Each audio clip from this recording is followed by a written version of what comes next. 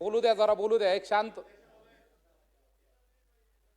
अध्यक्ष महोदय, अध्यक्ष महोदय, महसूल मंत्री आदरणीय बावनकुळे साहेबांनी सन 2025 चे विधानसभा विधेयक क्रमांक 94 हे बिल जे आणलं, मी खऱ्या अर्थाने त्याचं स्वागत त्या ठिकाणी करणार आहे.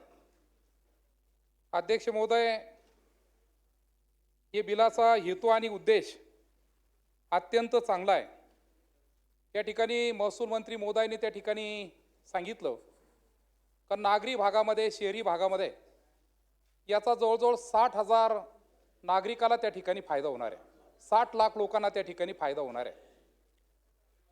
मी या बिलावरती जास्त बोलणार नाही, परंतु खऱ्या अर्थाने एक 2-3 सुधारण्याच्या बाबतीमध्ये या ठिकाणी मी मुद्दाम बोलेल. का जसं शहरी भागामध्ये जास्तीत जास्त परिवाराला हा फायदा त्या ठिकाणी मिळणार आहे, तसं ग्रामीण भागामध्ये सुद्धा याचा खूप चांगला फायदा मिळू शकतो. आणि म्हणून मी विनंती अशी करणार आहे महसूल मंत्री महोदय, का जसं नागरी भागाला हे बिल आपण आणलं, तसं ग्रामीण भागामध्ये सुद्धा याची सुधारणा त्या ठिकाणी होणं अपेक्षित आहे.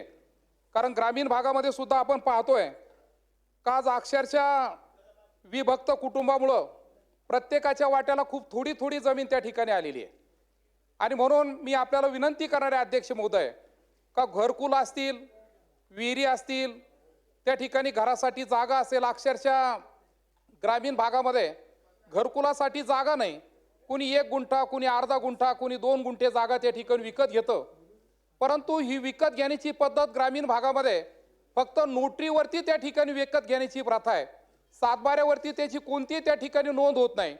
आणि म्हणून या बिलामध्ये थोडी जर सुधारणा जर झाली, का विहिरी, गाय गोठे, घरं, रस्ते यासाठी जर 1-1, 2-2 गुंठेची जर आपण जर त्या ठिकाणी या सुधारणा जर केली, तर खऱ्या अर्थाने याचा ग्रामीण भागामध्ये सुद्धा खूप मोठ्या प्रमाणात त्या ठिकाणी उपयोग होईल.